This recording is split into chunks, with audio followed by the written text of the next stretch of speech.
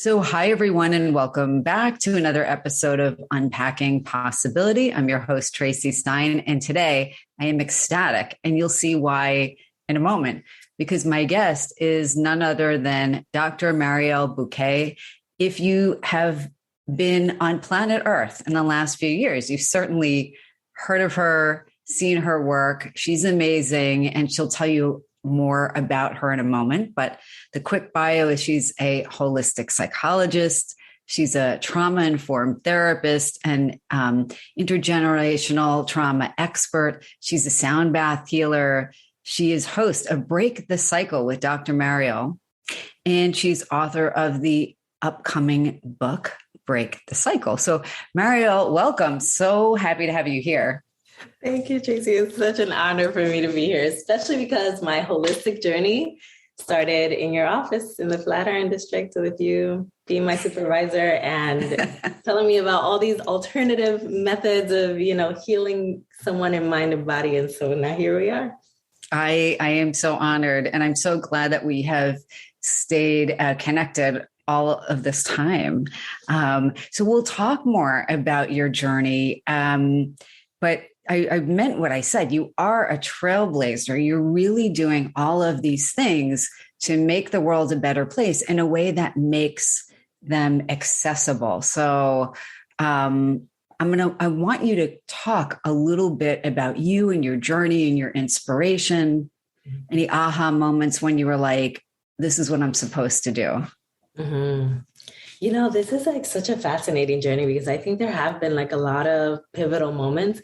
And then also like, I feel like some of it has just been like me going with the flow, which I guess is a good thing. Therapy it's my second career. So it definitely, wasn't something that I grew up aspirationally wanting to do.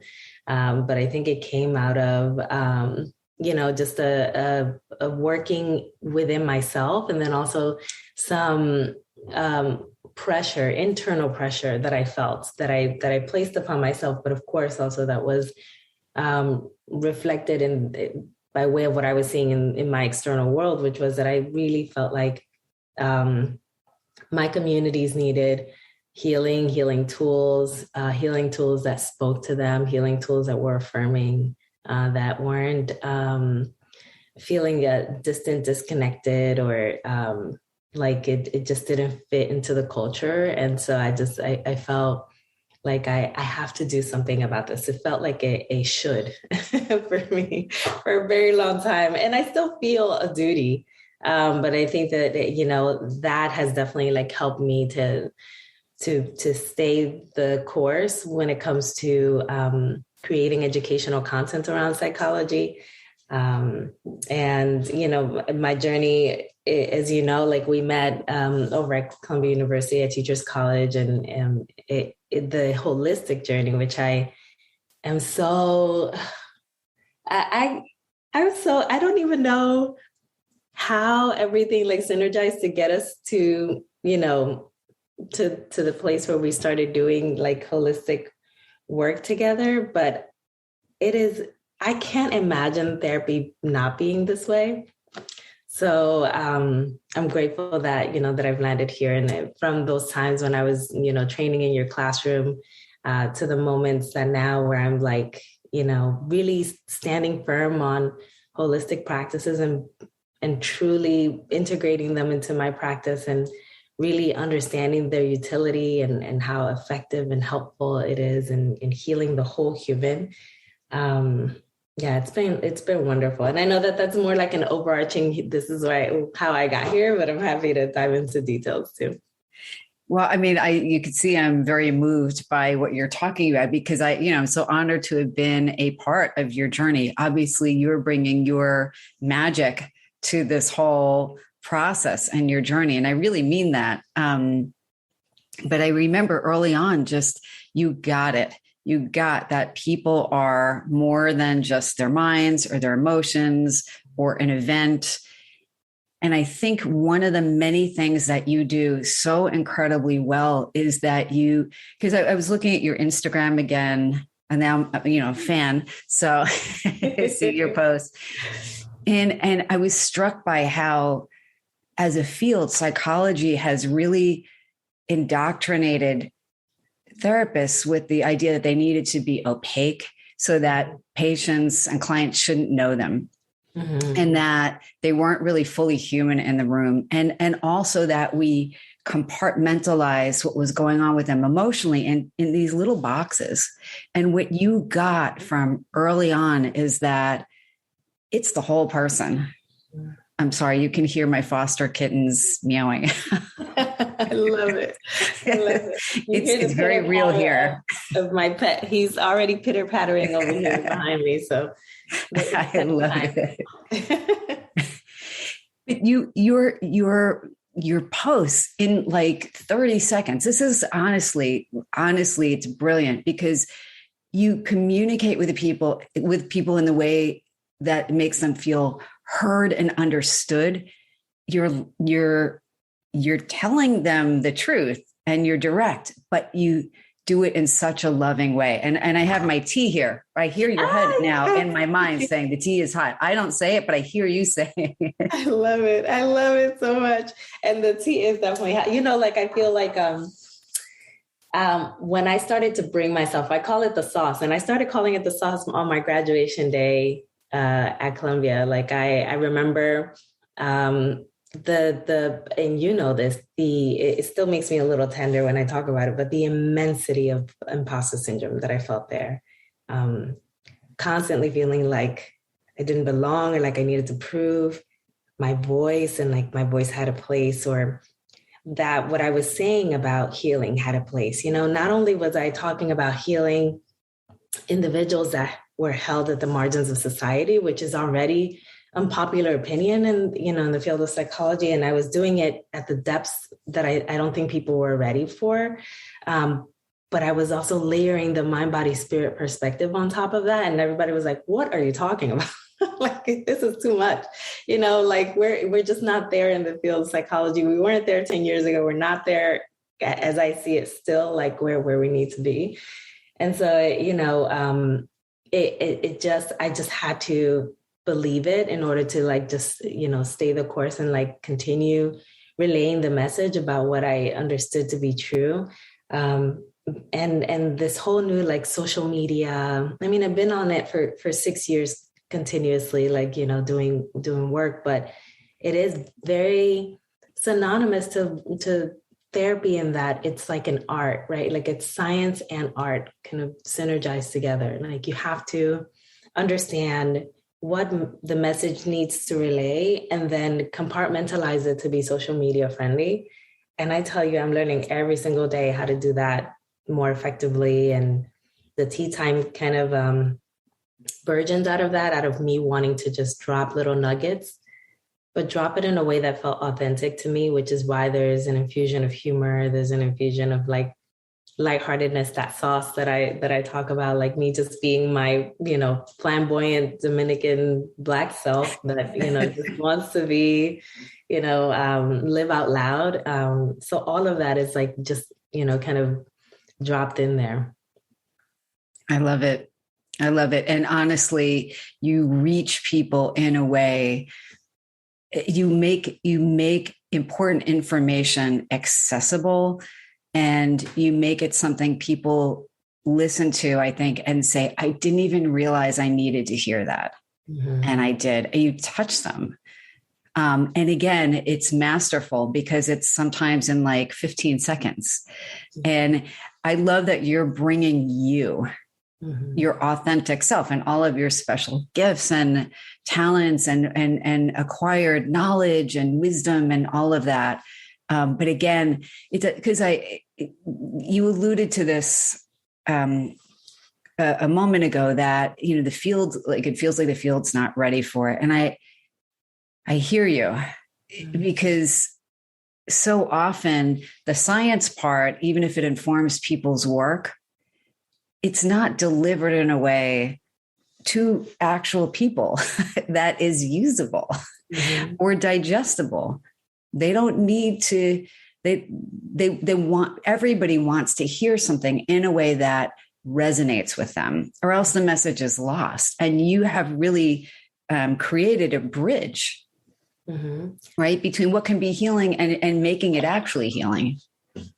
But I just remember, like, as you're speaking, it took me back to the times when I was still in training, and the part of the pressure that I was feeling was also around, I was writing my dissertation, and I was like, where's this going to go? It wasn't going anywhere where the people that I was hoping could read it for their own benefit would read it. It was just going into some, ivory tower locked vault under like some paid wall, peer reviewed place that, was inaccessible. And the need for there to be more of a connection with the people globally, for people to know, hey, there are experiences that are at the intersection of who you identify as a woman and who you identify as within your race, most specifically the Black race. And there's something here that is deeply painful. And also, there are good experiences. Why don't we talk about it? This is what I'm trying to highlight in my dissertation as I'm building this out. And it felt so isolated. I felt like I was in a silo. I felt like it was me search. So I was definitely embodying a lot of the stress of like writing these truths. And I'm like, well, where's community when it comes to like all of this stuff? There isn't that. And I think the social media world in part was a really, really healthy outlet for me while I was still a student to be able to put information out there that I was hoping could reach the people that I couldn't reach while I was in the ivory tower. I love that. Again, so important and really so pioneering. There aren't enough voices out there talking about what you're talking about. And you've really addressed some incredibly powerful issues. And I understand what you're saying. I think that, not everybody's always like ready to hear what you have to say, but you're so courageous and so in tune with what's important. And you can see how that drives your work. Thank you for saying that. The word courageous, it hit me a different way because I remember even while I was already a staff psychologist, working at the medical center and just like doing work where I was literally like a licensed psychologist. I could speak to the work.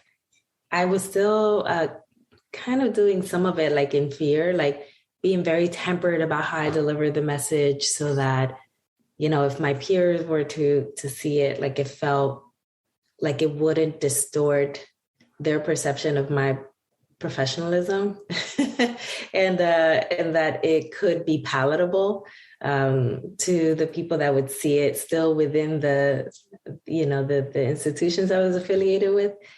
And that's, it's interesting, like how I was trying to navigate all of that. So the unfortunate part about that is that I was suppressing my voice and my message during those periods. And I remember both you and, I talked about before we hopped on Santos Valles and Diana Puñales. Like, I remember the three of you almost kind of simultaneously as you were training me, were also training me to find my voice and to utilize my voice. And what does your voice look like in this space? And who are you and how, and like really kind of trying to burgeon that out of me. And I was so eager and so in like the state of need and want to express my voice authentically in this space. And so last year, I think, was the very first time where I more authentically showed up with my tea, which I literally have tea like all day, every day. So it was like a real authentic thing that I do. And the tea also, is really special because not only is it, something that I do to connect with my grandmother, who's now an ancestor. So it's very spiritual for me, but also it's how I started embracing my mother's, her wisdom that she was trying to translate to me. she kept telling me, oh, you have this ailment. Oh, go drink this tea. And I'll be like, Mom, and like, it all makes sense now, now that I'm in this holistic journey and doing holistic work, I'm like, yes, tea makes a lot of sense. And, we have to integrate these practices into the work that we do. So I'm excited that people are taking well to it. It's just great. And I love that you mentioned your mom and your grandma. I've enjoyed seeing the posts of your parents coordinating their outfits. Yes. So cute. Thank you. They are, I always feel like it sounded like it would take a lot of effort for them to coordinate their outfits almost every day. And then I saw them do it more recently. I only see the end result. So they show up and I'm like, oh, you guys look nice, and that's basically the interchange. But they were like on my father's phone and I saw them looking at different colors and like picking out a color together. And I was like, that's how they do it. That's really fascinating. And it's a very loving bond that they have. It's perfectly imperfect like anyone else's, but I like to see the way that they make it work and to take lessons from them. I love it. Adorable. I know your family is so important to you, and I enjoy the images you share. And I think I want to use that as a segue to talking about some of the content that you're sharing for people who have not had the benefit of having a supportive family or a harmonious. And look, I know every family has their ups and downs. There's no such thing as a completely, perfectly blissful, experience 24/7. But, you have worked clearly with many people who have had trauma after trauma, and you talk about intergenerational trauma. And one of the things I've taken from your post is, it's all these aha moments and that you make people feel in a really important way. But the idea of, so I'm sorry, my kitty is deciding to use the litter box now. I have to decide whether I'm going to edit that out or not. So funny. Probably. I love it. Sorry, Mariel. No, I truly believe, and I say this all the time on social, like it is our pet's world and we just live in it. They're like, you can pause your life, pause your podcast, do whatever you need to do. I'm stepping in here and I'm doing yeah. Oh, now she's hanging out grooming. So what I was saying about the messages that you have that I think really resonate with people who haven't been communicated with in a way that really gets them in the way that you do. Honestly, I think it's rare that somebody who is so traumatized has somebody with the ability to kind of step inside their experience and reflect something to them that's essential for them to hear in a way that is still loving and compassionate and empathic. So I use this analogy a lot with people who keep going back to situations that re-traumatize them or just aren't good for them. And it's like, because doing hypnosis, everything is symbolic, and I tend to talk in symbolic ways, but I think that also comes through when you're talking to people. And I think about it as, if you were thirsty and you kept going back to a poison well or a dry well, it might not kill you, but you would never quite feel okay. Your thirst would never be quenched, or it would cause more problems. You drink some tainted water and you have, you're not thirsty maybe, but now you're ill. And you so lovingly and with humor, which is absolutely phenomenal, tell people, why are you going back? Why are you going back to this situation? You're kind of programmed to do that, but you don't have to. And you give them tools so that in 30 seconds, you plant a seed that is something they might not have gotten before, that can bloom into something beautiful. That's definitely my hope. That was so beautifully elaborated, and I appreciate you for seeing the totality of what I'm trying to do in that way. Thank you. And humor is like one of those things that is very prominent in my family. So I think it's just like a natural way that I like to communicate. I remember when I wasn't as aware as I am of my own stuff, if you may, I used to use humor as a defense because humor just came very naturally to me. But now, I use humor in a conscious way and more strategically, both in my just day-to-day interchange with the people in my life, but also with clients. Like I'm constantly laughing with clients, infusing humor in creative ways.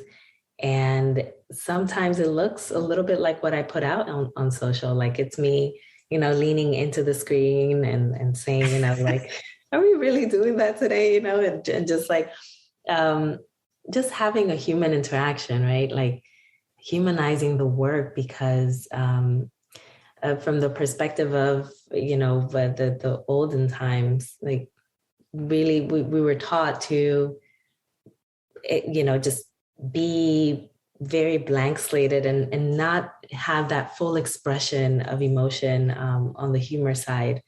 It sometimes like especially at the beginning, it would feel very antithetical to like what therapy is supposed to be. But I'm glad that I found it. I'm glad that I used it. I've also seen people who I admire in their therapeutic work, and as I co-led with them, use humor, and it being like incredibly healing for groups or for individuals. And I wanted to make sure that we kept that going. So the humor part is definitely here to stay when it comes to my work. And I'm just glad that people they can accept it as a part of how we can talk about therapy, that it doesn't always have to be, something that feels very heavy and burdening, which it is, but that we can talk about it in a more lighthearted way, which is also part of my strategy around destigmatizing these concepts. I love it. Mm-hmm. It's so effective. And I think people feel like they're with a girlfriend, like, oh, I know this person. I could be having my tea with this person. What kind of tea? Whether it's it's some sort of green, it's like a fruit infused like green tea with some of our honey from our hives. Yes, I've seen that. That is so amazing. I saw that I saw a post about the hives, but I wasn't sure if they were already in your house or they were still. So they're sorry, can you hear the kittens meowing? A little bit. It's so cute. I'm not going to edit it out. I love it. Yeah. So the hives were here when we bought the house, and we added a memorial hive for my dog Cosmo, who passed away this winter. But thank you. But honey is so healing, and we're seeing it in so many products. But just it's funny, like this, just a weird aside, but the whole bee thing, it's not like I was a super big insect fan because I'm a little freaked out by it. But, they can, there are these tiny things that we think are so different from us. And we realize that our lives depend on them. The whole planet depends on the survival of these bees. And so it became like a bigger thing. And it kind of reminds me, it's like of this idea that we're all connected. Mm-hmm. Right? Like who could be more different from people than bees? But, and I think there's some kind of tea wisdom in there, some sort of larger message for us that like, yeah, we've got to start being thoughtful about every being on this planet. Yeah. It just kind of like slows us down and reminds us, of just the basic natural kind of flow of the universe, right? And our part in it, like so critical, so important. I want I want you to talk a little bit about another way that you're reaching people with your message. You have two coming, one coming up is your book, Break the Cycle, which is amazing and not surprising. I knew it. And because of course, that's a next natural step, and your podcast, Break the Cycle with Dr. Mariel. So where would you like to start? I can start with the podcast. The podcast started off as a little bit of an extension of the conversation that I hope to relay in the book. The book is more of a practical place for people to really learn the more comprehensive analysis of intergenerational trauma, learn healing methods around it. So it's going to be more of a healing guide. And I'm excited to actually see my book on people's bookshelves. Like, that's going to be really exciting. Like, wow, like I wrote that and it's there on someone's bookshelf. I'm excited for that moment and for what people might have to say about it. But the podcast was a way for me to also emphasize the multiple ways that we are already doing a lot of intergenerational healing work. And there are several kinds of healers that are out there that are doing this type of work. Like, I think when you think of intergenerational trauma healing work, more often than not, you think about just therapists, right? Mental health therapists at that. But if we're talking about holistic methods of healing, then we're talking about many other types of healers that are also a part of this interweb of intergenerational trauma healers. And we're talking about people that are helping us to heal the culture and the systems that keep us unwell. We're talking about therapists, of course. We're talking about people that are operating as coaches as well, people that, are naturopaths, and people that are yoga instructors, and, people that are just meditation and breathwork healers, right? Like the full gamut of everybody that is involved in creating, a system, a holism for anybody in terms of their healing process. So in the podcast, I started off, wanting to just have conversations with people that I already see some element of intergenerational trauma work being reflected in their work. And I was like, why don't we unpack that a little bit more? Let's talk about how you approach it and the different ways that we can heal the multitude of layers of intergenerational trauma. I love it. It's great. And I caught part of a recent podcast. It really just so engaging, so good, so important. And again, I think that, the response tells you that what you're doing really connects with people. Yeah. I reconnected with your work recently because, I'm writing the book. I'm not done yet, but it's lengthy and it's very emotional. Of course. I realized, it pulls from you, and it, I think it's emotional also because it's stretching me a little bit. Like I have to write in a way that is very different than the academic writing I'm used to.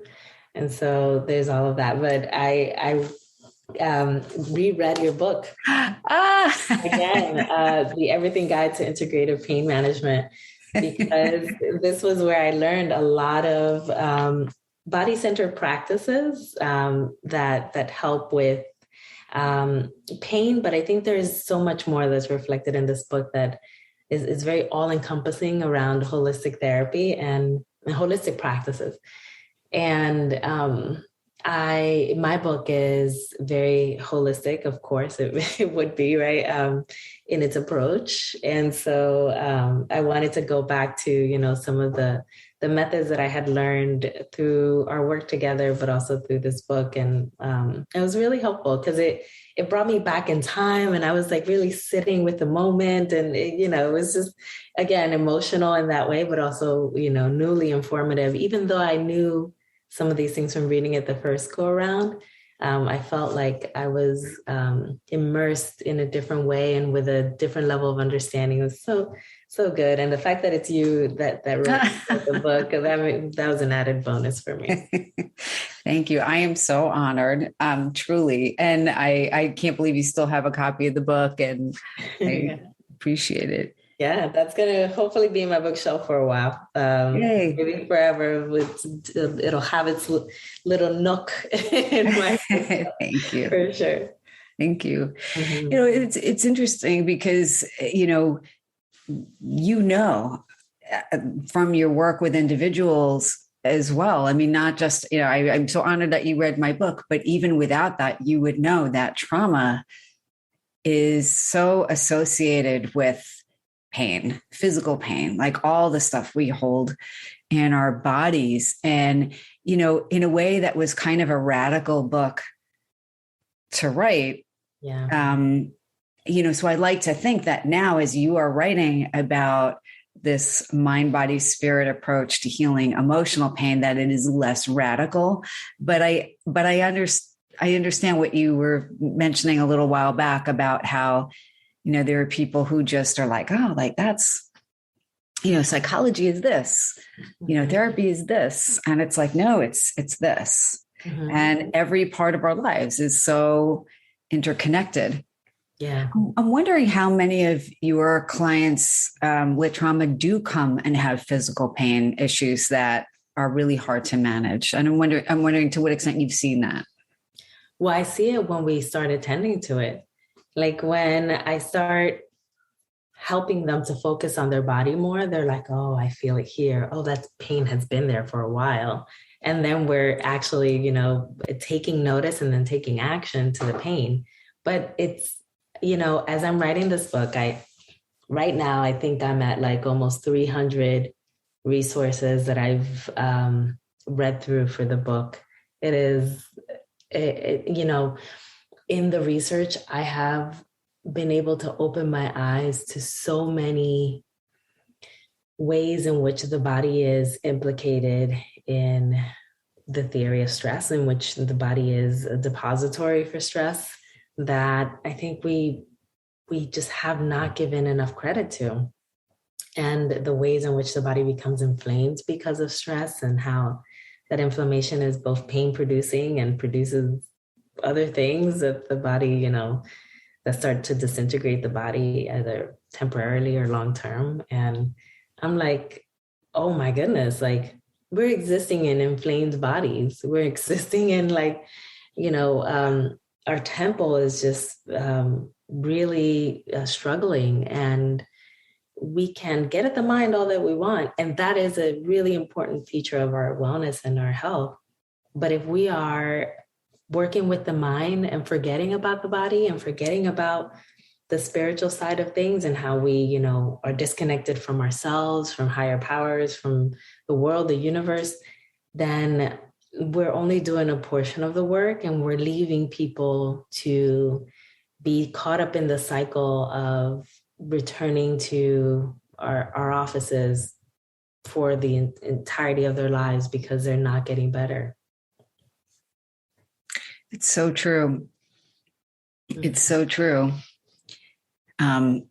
Sometimes when a new person comes to me or is checking me out, and says, well, how long will this take? I'm like, my goal isn't to have you coming for the next 20, 30, 40 years.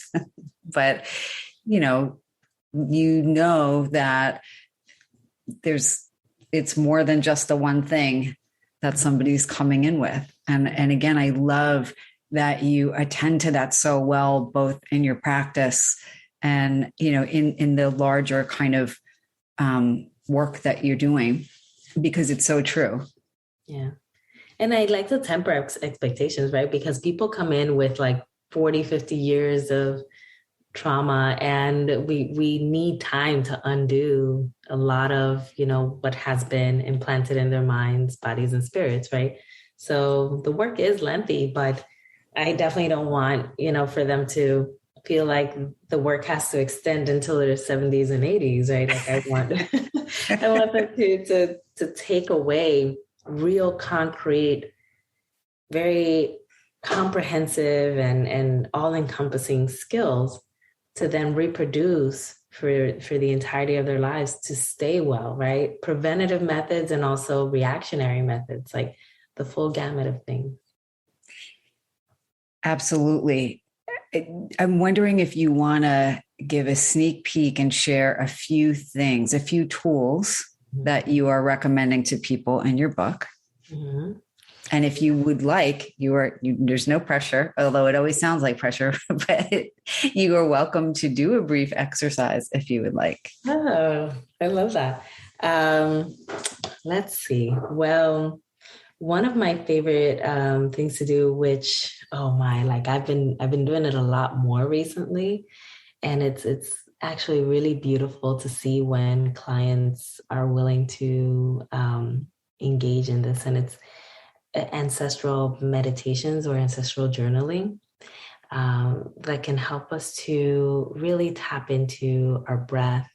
So we have the body element implicated in there. We have the mind elements because they're, I'm taking individuals through the process, and then there's of course a spiritual element because we're connecting to ancestors. So there's a bit of that. So maybe we can transition into me giving a little sneak peek, an example of that. I would love that. Okay, so I'm just going to close my eyes. I think it allows me to center and to be one with you right now and to be a part of this. And if we can just follow the natural flow of our breath. And if it helps to widen the breath, we can always just deepen it, whatever feels right to your body.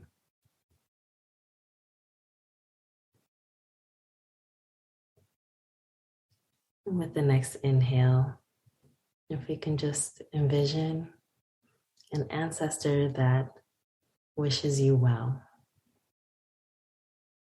Someone who wants to see you walk this path of healing, wants to see you grounded and rooted in yourself, wants you to shed the weight of multiple layers and multiple generations of intergenerational trauma. We can envision them as a beautiful aura, light, just coming to us, and allow them to shower you in that light. And if you can breathe in your next breath and just take in the wisdom and love that they're imparting upon you.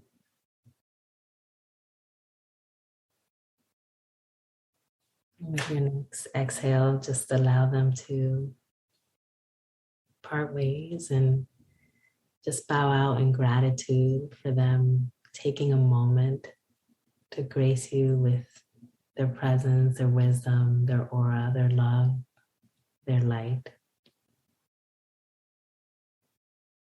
With your next inhale, show yourself gratitude for allowing this moment to be, giving yourself an opportunity to bring ease into your mind, body, and spirit by way of your ancestor. With your next exhale,